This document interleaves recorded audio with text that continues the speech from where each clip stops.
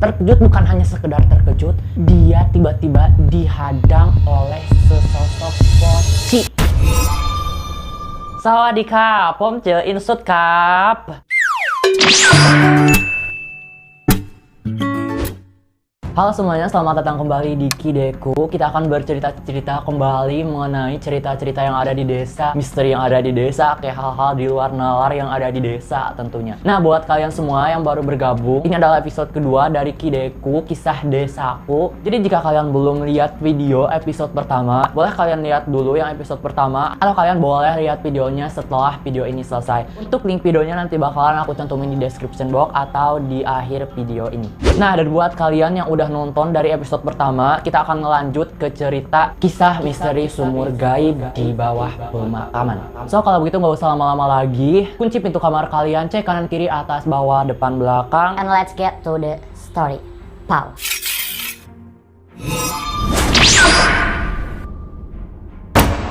Cerita ini berasal dari salah satu desa di daerah Ciamis, Jawa Barat. Tepatnya di salah satu pemakaman yang ada di sana. Lokasi pemakaman tersebut berada di atas pemukiman warga. Nah, jadi ini tuh pemukiman warga, terus di atasnya itu ada pemakaman serta jalan dan hutan gitu, seperti itu. Yang namanya juga desa ya kan, kaki gunung, otomatis pemukiman di bawah dan ke atasnya itu makam, hutan atau jalan-jalan sebagainya, biasanya seperti itu sih. Terus di samping pemakaman tersebut tuh terdapat lahan kosong, yang dimana lahan tersebut itu bertujuan untuk dijadikan sebagai lahan pemakaman yang selanjutnya. Nah, karena kan lahan pemakaman yang sudah ada terlalu sempit gitu, udah full gitu, jadi didirikanlah gitu lahan pemakaman yang baru tepat di samping pemakaman yang lama. Nah, lahan yang kosong tersebut itu biasanya itu dipakai buat anak-anak bermain. Hah? Kenapa kok anak-anak bermain di samping pemakaman? Tapi tenang aja, ini nggak seperti yang kalian pikir kok. Mungkin kalian menggambarkannya tuh serem, kayak gelap gitu, namanya di sisi hutan gitu, berdampingan dengan hutan, terus kayak berbahaya gitu. Sebenarnya enggak gitu, karena lokasi pemakamannya itu berada di atas, di bawahnya itu kan pemukiman.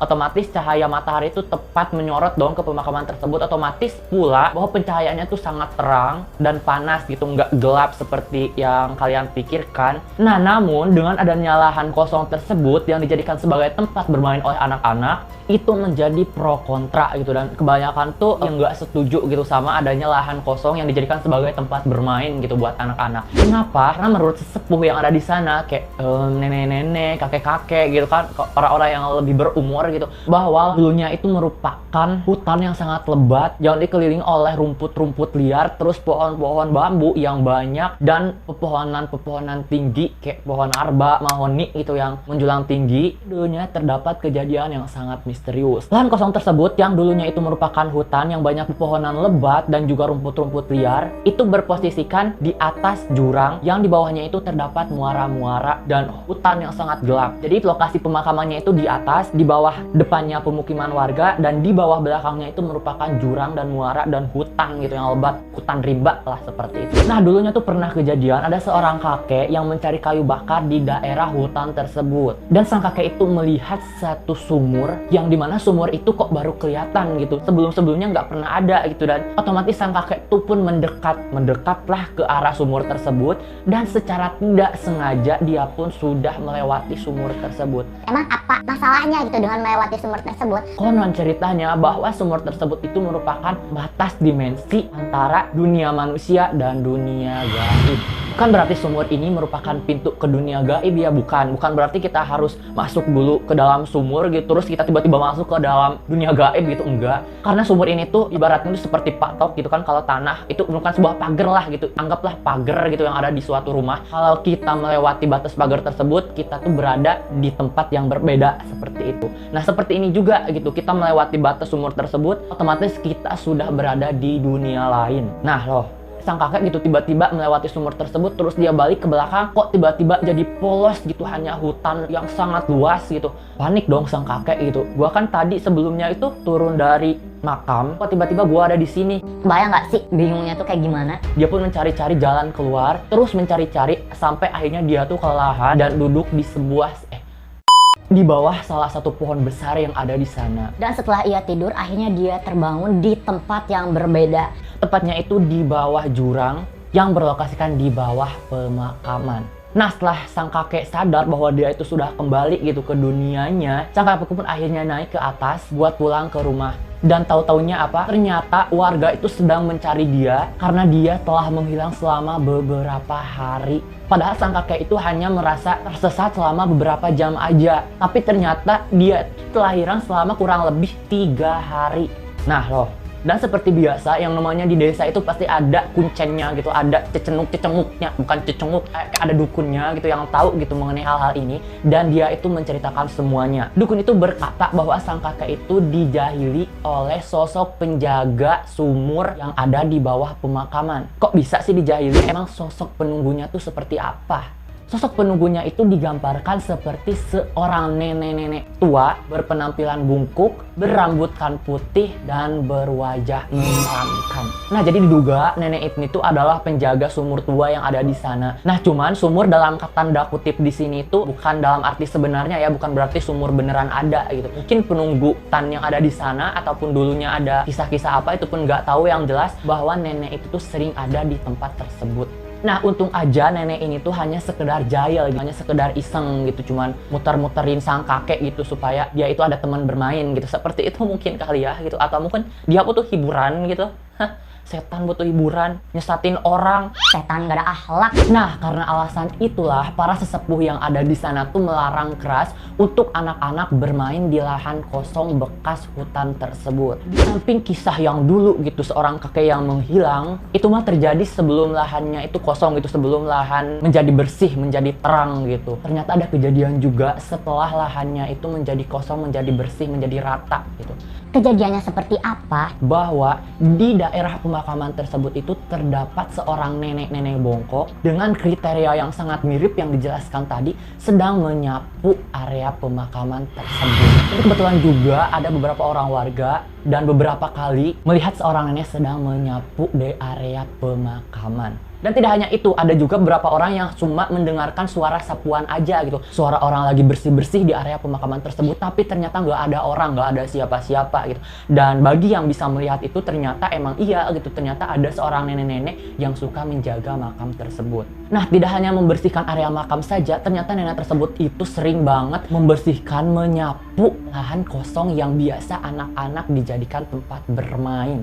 Sumpah sih, bener-bener keterlaluan nih kalau anak-anak emang bener-bener masih main di daerah tersebut. Ya mending gitu kalau nggak apa-apa. Kalau kejadiannya seperti yang kakek yang dulu, gimana coba? Selain cerita nenek dan cerita sumur tua yang misterius mengenai keadaannya, Apakah ada cerita yang lain? Ternyata masih ada. lokasi pemakaman dan lahan kosong tersebut itu terdapat di daerah jalan kan. Nah, jalannya itu ternyata berupa tanjakan yang sangat miring kayak gini. Terus lekukan setelah tanjakan itu belok kiri. Jadi posisinya seperti ini nih. Ini tuh tanjakan, nah langsung begini. Gimana, bayangin gak sih kita tuh abis belok terus tiba-tiba turunan, atau kita abis nanjak tiba-tiba belokan, itu ekstrim banget ya kan. Apalagi itu tuh tepat banget di daerah makam sama lahan kosong yang tadi.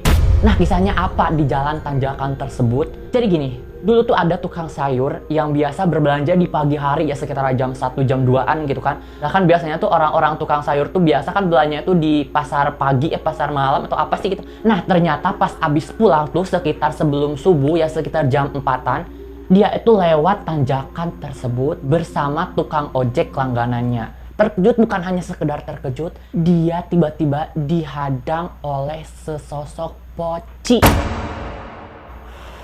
Mohon maaf, gue agak merinding nih kalau berbicara poci nih. Lanjut.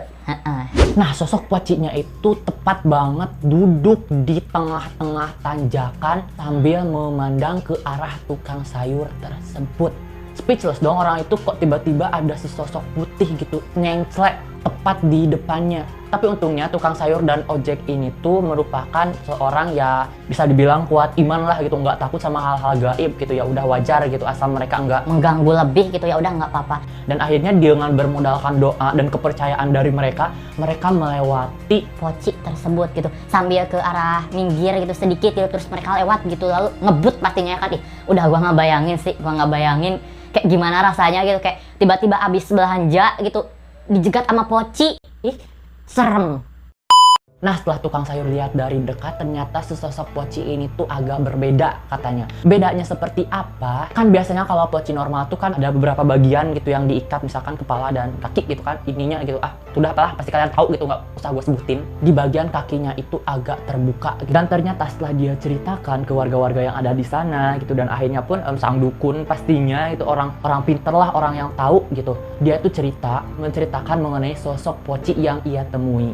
Ternyata sosok poci tersebut itu merupakan sosok poci yang meminta bantuan. Meminta bantuannya seperti apa? Dia meminta bantuan supaya tolong dicarikan tali pocong bagian bawahnya yang telah dicuri sama orang. Gimana nggak tuh? Ada poci tiba-tiba muncul di depan lo, terus dia minta tolong cariin tali pocong gue gitu. Idih.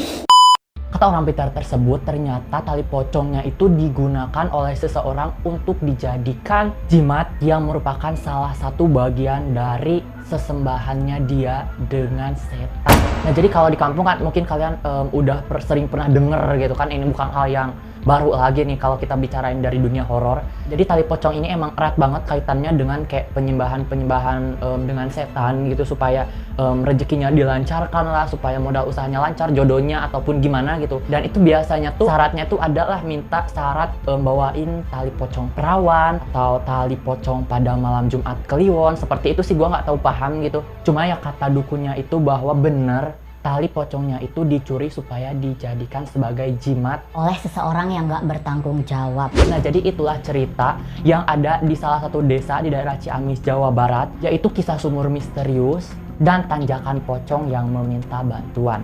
Nah, kalau begitu sekian dulu video kita hari ini. Gimana menurut kalian? Apakah cerita ini masuk akal? Apakah cerita ini kayak menarik gitu? Atau mungkin kalian punya cerita yang lebih menarik? Boleh kalian ceritakan di kolom komentar di bawah. Atau kalian DM ke Instagram di link deskripsi Instagram gua tentunya.